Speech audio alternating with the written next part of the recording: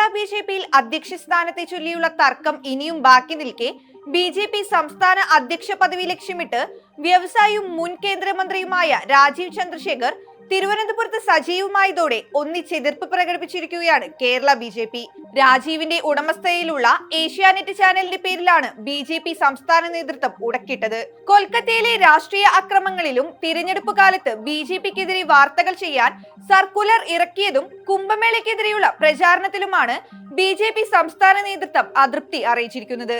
രാജീവ് ചന്ദ്രശേഖർ സംസ്ഥാന അധ്യക്ഷനായാൽ അത് പ്രവർത്തകരെ തളർത്തുമെന്നും കേന്ദ്ര നേതൃത്വത്തെ അറിയിച്ചിട്ടുണ്ട്. രാജീവ് ചന്ദ്രശേഖറിന് പുറമെ ടി രമേശ്, ശോഭ സുരേന്ദ്രൻ, മുൻ DGP ജേക്കബ് തോമസ് എന്നിവരെയാണ് സംസ്ഥാന അധ്യക്ഷനാകാൻ കേന്ദ്രം പരിഗണിക്കുന്നത്. ഇതിൽ തർക്കം വന്നാൽ നിലവിലെ അധ്യക്ഷൻ കെ സുരേന്ദ്രനോട് നിയമസഭാ തെരഞ്ഞെടുപ്പ് വരെ തുടരാനോ മുരളീധരനോട് അധ്യക്ഷ സ്ഥാനം ഏറ്റെടുക്കാനോ കേന്ദ്രം നിർദ്ദേശിച്ചേക്കുമെന്നാണ് പുറത്തുവരുന്ന റിപ്പോർട്ട്. രാജീവ് ചന്ദ്രശേഖർ BJP അധ്യക്ഷ സ്ഥാനത്തിന് അവകാശവാദം ഉയർത്തിയതോടെ ഗ്രൂപ്പുകളായി വിഘടിച്ചു നിന്ന നേതാക്കളെല്ലാം ഒന്നു ചേർന്നിട്ടുണ്ട്. അധ്യക്ഷനെ മാറ്റുകയാണെങ്കിൽ തങ്ങളുടെ പ്രഥമ പിന്തുണ ടി രമേശിനാണെന്ന് കേന്ദ്രത്തെ അറിയിച്ചിട്ടുണ്ട്. അല്ലെങ്കിൽ സുരേന്ദ്രൻ തുടരട്ടെ എന്നാണ് ഗ്രൂപ്പുകളുടെ നിലപാട്. കഴിഞ്ഞ ലോക്സഭാ തെരഞ്ഞെടുപ്പിൽ തിരുവനന്തപുരത്ത് മത്സരിക്കുന്നതിനായാണ് രാജീവ് ചന്ദ്രശേഖർ കേരളത്തിലെത്തിയത്. തോൽവി ഏറ്റുവാങ്ങിയതോടെ അദ്ദേഹം കേരളം വിട്ടു. ഇപ്പോൾ വീണ്ടും സജീവമായത് അധ്യക്ഷ പദവി ലക്ഷ്യമിട്ടാണ്. മൂന്നാം മോദി സർക്കാരിന്റെ സത്യപ്രതിജ്ഞയ്ക്ക് തൊട്ടുമുമ്പ് പൊതുപ്രവർത്തനം ഉപേക്ഷിക്കുന്നു എന്ന രാജീവിന്റെ സമൂഹ മാധ്യമത്തിലെ പോസ്റ്റും വിവാദങ്ങൾക്ക് വഴിയൊരുക്കി. തിരുവനന്തപുരം നഗരത്തിൽ സ്വന്തം വസതി വാങ്ങിയ രാജീവ് മാസത്തിൽ 7 ദിവസമെങ്കിലും തിരുവനന്തപുരത്ത് ചെലവിടുന്നു. ലോക്സഭാ തെരഞ്ഞെടുപ്പിൽ ഇനി മത്സരിക്കില്ലെന്ന് തരൂർ വ്യക്തമാക്കിയതോടെ നേരിയ വോട്ടിന് കൈവിട്ട പാർലമെന്റ് മണ്ഡലം 2029 തിരിച്ചുപിടിക്കാമെന്നാണ് രാജീവിന്റെ കണക്കുകൂട്ടൽ. 2026 നേമത്ത് നിന്ന് രാജീവ് മത്സരിക്കാനുള്ള സാധ്യതയുമുണ്ട്.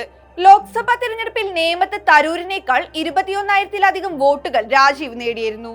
ശശി തരൂർ 39,101 നേടിയപ്പോൾ രാജീവ് ചന്ദ്രശേഖർ 61,227 വോട്ടുകളാണ് നേമത്ത് നേടിയത്. അതേസമയം BJP സംസ്ഥാന അധ്യക്ഷ സ്ഥാനത്തേക്ക് പിന്തുണ തേടി ജേക്കബ് തോമസ് രംഗത്തെത്തിയിട്ടുണ്ട്. RSSന്റെ പിന്തുണയോടെയാണ് അദ്ദേഹത്തിന്റെ നീക്കം. സംഘടനാ സെക്രട്ടറി BL സന്തോഷ്, അപരാജിത സാരംഗി, പ്രകാശ് ജാവ്ദേക്കർ, കേന്ദ്രമന്ത്രിമാരായ സുരേഷ് ഗോപി, ജോർജ് കുര്യൻ എന്നിവരുടെയും പിന്തുണയും അദ്ദേഹം തേടിയിട്ടുണ്ട്.